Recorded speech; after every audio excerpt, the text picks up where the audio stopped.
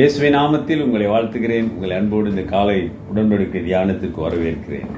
Most welcome to the Covenant of the Day, and today is the 13th December 2025 Saturday. Hallelujah, God is good. இன்னைக்கு சாயந்தரம் 4 மணிக்கு நம்ம Zion பேராலயம் Jain cathedral we having a Christmas fellowship. எல்லாரும் வாங்க, கலந்து கொள்ளுங்க. நிச்சயமாக சந்தோஷமாக இருக்கும். சரி, ஆண்டவர் குடும்பத்தை பற்றி பேசுவார். குறிப்பாக கணவன் மனைவி விவாகரத்து பற்றி கேள்விக்கு பதில் சொல்லிட்டு இருக்கார். அடுத்த வசனத்தை தான் நீங்கள் பார்க்க போகிறோம். என்ன சொல்கிறாருன்னு பார்ப்போமா? அது மார்க் 10:8, மார்க் சாப்டர் 10:8. அவர்கள் இருவரும் ஒரே மாம்சமாய் இருப்பார்கள், இவ்விதமாய் அவர்கள் இருவராய் இராமல் ஒரே மாம்சமாய் இருக்கிறார்கள். And the two shall become one flesh. So then they are no longer two but one flesh. அதே ஆதியாகமம் 2ஆம் அதிகாரம் 24ஆம் வசனத்தை நேற்று நாம் பார்த்தலாம். அதில் 2வது பகுதி தான் இந்த மாம்சம். Genesis chapter 2:24.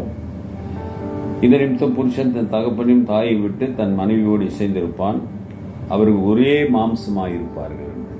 அந்த ஒரே மாம்சமாய் இருப்பார்கள் என்பதற்கு கர்த்தர் நம் ஆண்டவர் இயேசு கொடுக்கிற விளக்கம். அவர்கள் இருவரும் ஒரே மாம்சமாய் இருப்பார்கள், இவ்விதமாய் அவர்கள் இருவராய் இராமல் ஒரே மாம்சமாய் இருக்கிறார்கள். They are not two different flesh or two different body. They are one body, one flesh.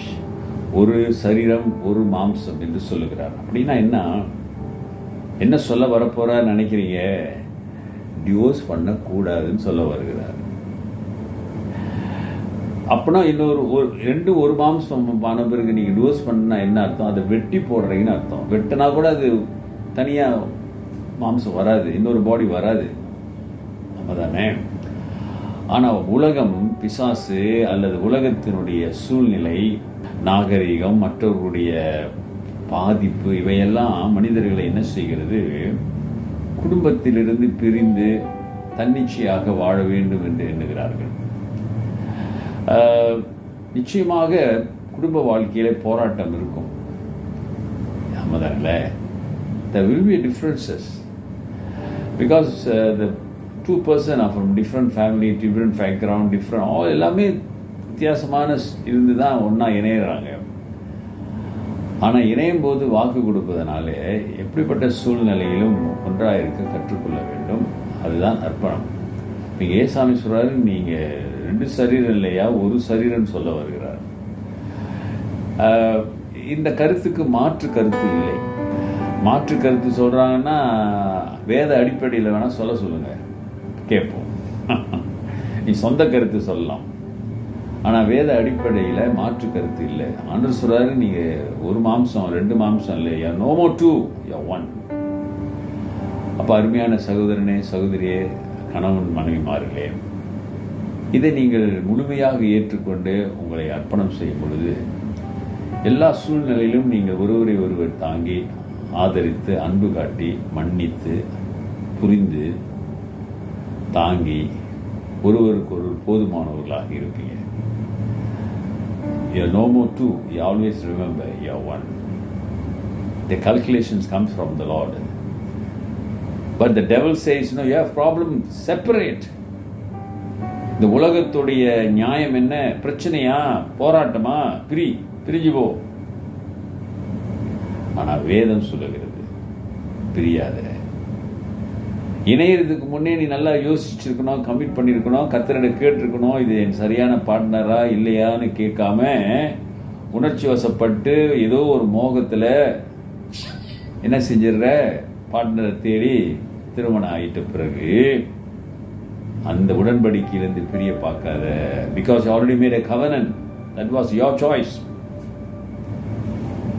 ஒப்பு கொடுங்க, யோசிச்சு பாருங்க. இதை கேட்டுக்கொண்டிருக்கிற ஒரு வேளை திருமணமாகாத வாலிப பிள்ளைகளே,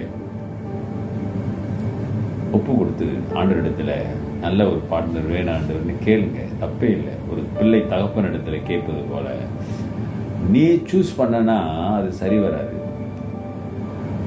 ஆண்டவனுக்கு சூஸ் பண்ண ஒரு சான்ஸ் கொடு, அவனுக்கு சரியான பார்ட்னரை தேர்ந்தெடுத்து கொடுப்பார். நீங்கள் இருவர் அல்ல ஒருவராக இருப்பீங்க. That is a promise from our Lord. நல்ல ஆண்டவரே, இந்த காலை வேளைக்காக நன்றி. உங்களுடைய வார்த்தைகளுக்காக ஸ்தோத்திரம். இன்றைக்கு இந்த வார்த்தைகளை கேட்டுக்கொண்டிருக்கிற பிள்ளைகளோடு தொடர்ந்து இடைப்படுங்க. உங்கள் நாமத்தை மகிமைப்படுத்துங்க.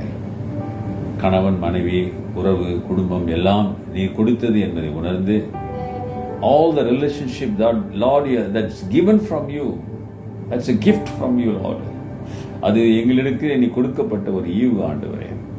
ஆகவே இதை கவனமாக நாங்கள் கையாள உதவி செய்யுங்க, ஆசீர்வதிங்க. இயேசுவின் நாமத்தில் பிதாவே, ஆமென். நமது ஆண்டவராகிய இயேசுவுடைய கிருபை, பிதாவின் அன்பு, பரிசுத்தாவின் ஐக்கியம் உங்களோடு உங்களை ஆசீர்வதித்து காப்பதாக.